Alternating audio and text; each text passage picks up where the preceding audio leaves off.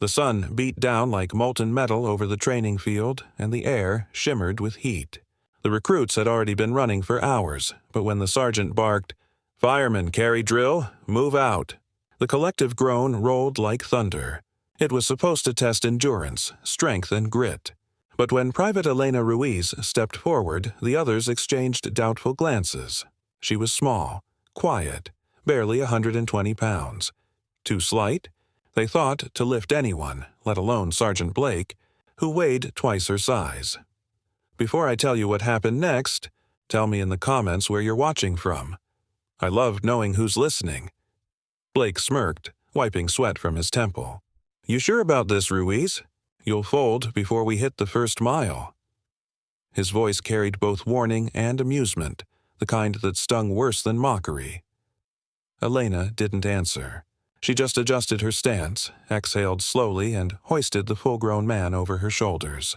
Gasps rippled across the field. Even Blake's grin faltered for a moment as he felt her balance steady. 3 miles, the instructor shouted. "Go!" The first steps were agony. Blake's weight pressed down like stone, grinding into her muscles. Each stride sent a shock through her knees, her spine. Sweat poured down her temples and soaked through her uniform. The others surged ahead, laughing, muttering. "She won't make it to the corner," someone said. "Just watch." But she didn't stop. Her breathing came sharp, shallow. The first half-mile stretched like an eternity. Every few steps, Blake shifted, trying to ease the discomfort for her. But she refused help. "Don't move," she rasped. "I've got you." And she did. Her world narrowed to the rhythm of her feet and the sound of her heart hammering against her ribs. The gravel crunched beneath her boots. The sun burned her neck. Every muscle screamed. Yet, somewhere beneath the pain, there was a memory. Her father's voice, long gone now. "Real strength isn't what you lift, Mija. It's what you refuse to let fall." She kept going. By the time she reached the 1-mile mark, the laughter had faded. The others slowed, staring. Even the instructor stopped shouting. Blake looked down at her, astonished. "Ruiz," he muttered, "you can put me down. You've proved your point." But she didn't. Each mile was harder than the last. The weight dug deeper, her vision blurred. Her throat felt like sandpaper. Yet, every time she thought about quitting, she remembered the smirks, the disbelief, the way everyone had assumed she'd collapse before even trying. No one saw the tears mixing with sweat on her cheeks. No one heard the whispered prayers under her breath. But they saw her legs, steady, unbroken, relentless. At 2 miles, Blake stopped speaking. He felt her shoulders trembling beneath him, and guilt gnawed at his chest. He was twice her size, and yet she was the one carrying him, literally and symbolically. "Put me down, Ruiz," he said again, softer this time. "That's an order." Her reply was barely audible. "Not till we're done, sir." When they reached the final stretch, even the wind seemed to hold its breath. Recruits gathered along the sides of the track, silent now. The same voices that had laughed hours ago were whispering in awe. Her body was failing. Her steps wobbled. The world spun. But her spirit, unbreakable, dragged her forward. Blake felt his throat tighten.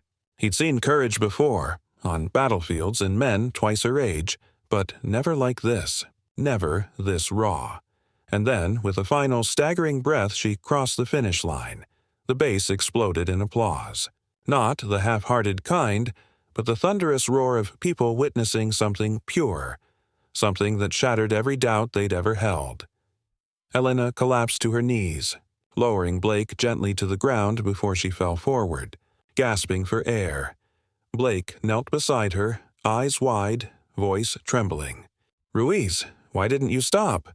She turned her head slightly, managing a weak smile. "Because everyone said I couldn't." The medics rushed in, offering water and shade. But as she sat there, surrounded by stunned recruits, something changed in the air. The same people who had doubted her now looked at her with quiet respect. Blake stood before the group, his voice unsteady. What Private Ruiz just did, he paused, his jaw tightening.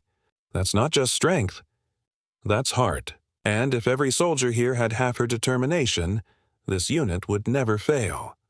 A hush fell, followed by another wave of applause. But this time, Elena didn't just hear it. She felt it. Days later, she was promoted to team leader, not because of her physical endurance, but because of the willpower that carried her farther than anyone thought possible. Blake never forgot that day. Neither did anyone else. For months afterward, the phrase "pull a Ruiz" became a term whispered across the base whenever someone faced an impossible task. It meant to dig deeper, to endure, to carry more than anyone thought you could, because strength isn't measured by muscle, it's measured by heart.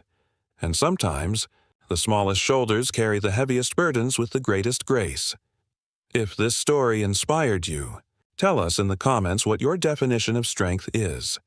And don't forget to subscribe to Whispered Words for more stories that prove courage can live in the quietest souls.